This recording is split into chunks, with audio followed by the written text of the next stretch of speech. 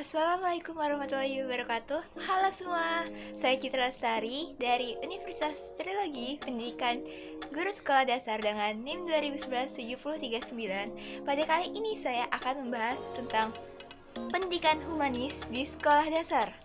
Sebelumnya, pendidikan humanis itu apa sih?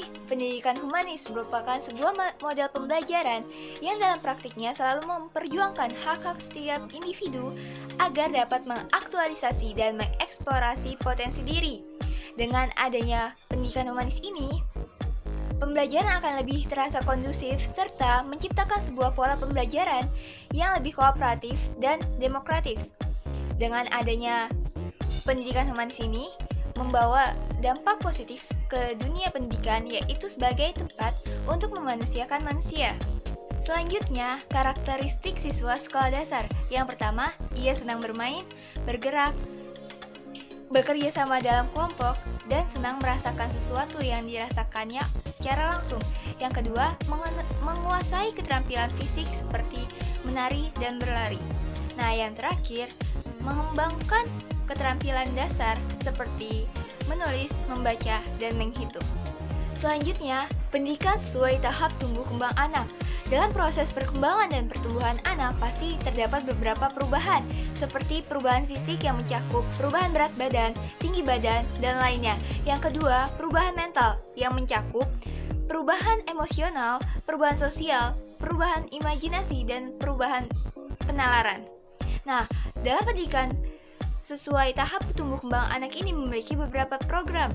Yang pertama, menciptakan suasana lingkungan yang nyaman. Yang kedua, menggunakan metode yang tepat. Yang ketiga, membuat kurikulum yang tepat. Yang keempat, melakukan evaluasi dan hasil belajar. Nah, sekarang pendidikan sesuai karakteristik siswa.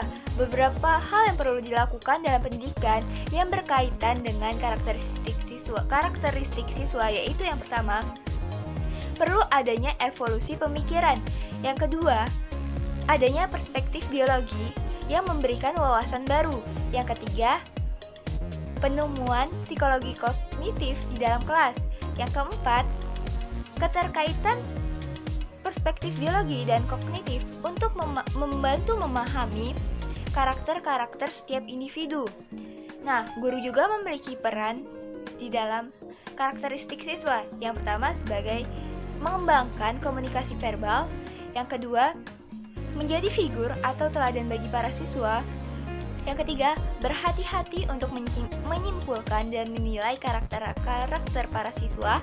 Yang keempat, mengenal tanda-tanda aneh atau tanda-tanda yang tidak wajar dalam diri siswa. Yang terakhir, bersifat terbuka. Oke, kita ke pembahasan berikutnya, yaitu pendidikan sesuai multiple intelligence.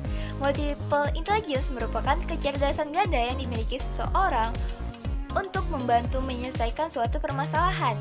Kecerdasan ganda ini meliputi daya pikir dan perkembangan kognitif.